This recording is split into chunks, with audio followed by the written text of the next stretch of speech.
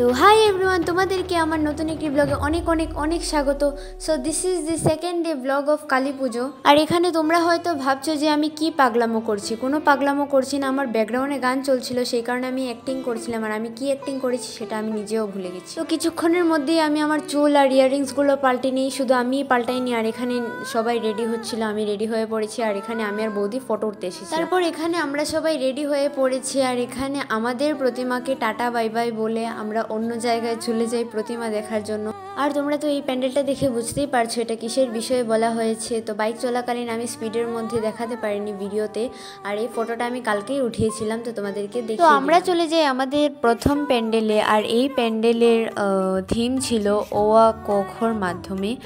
আর এখানে আমরাও photo frame দেখে পাগল হয়ে যাই, তারপর বেহায়ের মতো লাইন ধরে ফেলি। মানে লাইন ধরতে হয়নি, অপেক্ষা করতে হয় অনেকটা সময়। তারপর আমরা ঢের সারা ফটো উঠলাম। তারপর আমরা ছোট্টখাটো একটা লাইন ধরে চলে গেলাম প্রতিমাকে দর্শন। আর এই প্যান্ডেলের ভেতরের থিমও খুব সুন্দর করা হয়েছে। চারিদিকে নানান রকম কবিতা লেখা ছিল, আর উপরের দিকটায় ও কখর অক্ষরগুলো দিয়ে ডেকোরেট করা হয়েছে। আর এই ছিল এখানের প্রতিমা, খুব সুন্দর হয়েছে, আমার খুব ভালো লেগেছে। তোমাদের কেমন লাগলো অবশ্যই কমেন্ট বক্সে জানাবে। তারপর প্যান্ডেল থেকে বেরিয়ে এরকম একটা দৃশ্য দেখতে হয় আমাকে। এখানে মেজদা ভিডিও করে দিচ্ছিল আর ওরা বর বউ হাঁটছিল। তো এখানে রাস্তায় হাঁটতে হাঁটতে দেখলাম যে সাইডের দিকে খুব সুন্দর একটা নাটক দেখানো হচ্ছিল, অসুর তারপর শিব পার্বতী মিলে। তো আমরা এটাকে বেশি একটা সময় অ্যাটেন্ড করতে পারি, একটু সময় দেখি আমরা চলে যাই অন্য প্যান্ডেলের উদ্দেশ্যে। আর এখানে হাঁটতে হাঁটতে মাকে দর্শন করে আমরা চলে যাই আমাদের সাভারির উদ্দেশ্যে। একটু নাটক করছিলাম। তো অর্ধেক রাস্তায় এসে ওরা ফুল কেনার জন্য দাঁড়িয়ে পড়লো। তারপর আমরাও একটু সময় অপেক্ষা করলাম। বুঝতেই তো পারছো নতুন নতুন বিয়ে হয়েছে, মানে 1 বছরও হয়নি, 1 বছর হয়ে যাবে প্রায় 1 মাসের মধ্যেই। তো ওরা ফুল কেনার পর আমরা চলে যাই আমাদের আরেকটি প্যান্ডেলে। বাবা, আমি এখানে যেভাবে বললাম আমাদের আরেকটি প্যান্ডেলে, এমন বোঝা যাচ্ছে যে আমার বাবা হয়তো পুজো করেছে এখানে। আচ্ছা যাই হোক, ছাড়ো, ভুল করে বলে ফেলেছি। তো এবছর আমাদের প্ল্যান ছিল যে শ্মশানকালী মন্দিরে যাব রাত্রিবেলা। অন্য বছর আমরা সকালবেলাই আসি, আর এই বছর আমি সকালবেলাও আসতে পারিনি, কারণ অনেকটাই টায়ার্ড ছিলাম। পুরো রাত্র আমার ঘুমই হয়নি কালী পুজোর দিন বক্সের আওয়াজের জন্য। তো সবার মুখে মুখেই শুনেছিলাম যে শ্মশানকালী মন্দির নাকি রাত্রিবেলা দেখতে খুব সুন্দর লাগে, খুব সুন্দর করে ডেকোরেট করা হয় শ্মশানকালী মন্দির। আর ফটোতেও দেখেছিলাম একটু একটু। তো আজকে সামনাসামনিই দেখে নিলাম। এখানে একটি অর্কেস্ট্রা বসেছিল, তো সত্যি দেখতে খুব সুন্দর ছিল শ্মশানকালী মন্দির রাত্রিবেলা। তো আমার খুব ভালো লেগেছে। আর দেখো কি পরিমাণ ভিড় হয়। তো তোমাদেরকে টুকিটাকি করে একটু ডেকোরেশনটাও দেখিয়ে দিলাম। আর দেখো উপর থেকে দেখলে বোঝা যায় যে কি পরিমাণের ভিড় হয়। এখানে আসার পর তো প্রায় অনেকই অ্যাক্সিডেন্ট শোনা যায় অন্য বছর। এবছর এরকম কিছু শুনিনি। আর বিশেষ করে বাচ্চাদের জন্য আর বয়স্কদের জন্য খুব রিস্কি হয়, কারণ প্রচণ্ড পরিমাণের ভিড় থাকে, তো চলাফেরা করতে একটু কষ্ট হয়। তারপর মাকে দর্শন করলাম আমরা।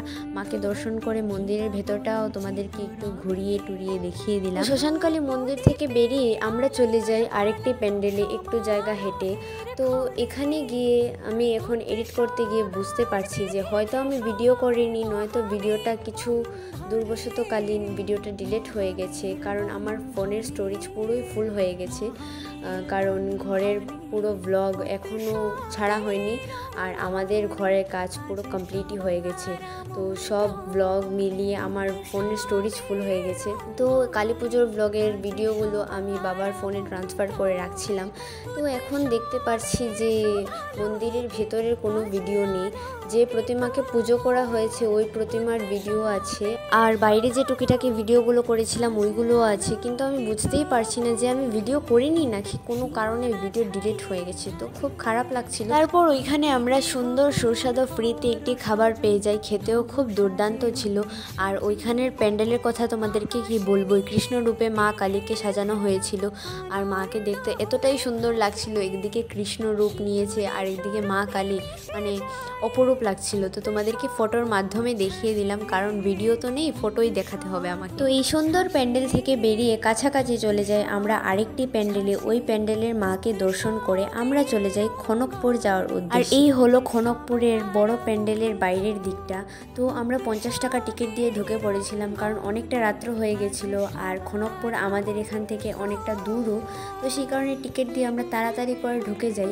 যেহেতু কালী পুজো একটা ভূতের খেলামেলা বোঝা যায়, আর এটার ভিতরেও ছিল ভূতেরই খেলামেলা, মানে ভুল ভুলাইয়া বানিয়েছিল। যেদিকে যাচ্ছি ওই দিকেই গিয়ে আবার আমরা ফিরে আসছি। আর এই দেখো, এই চলছে ভূতের খেলামেলা।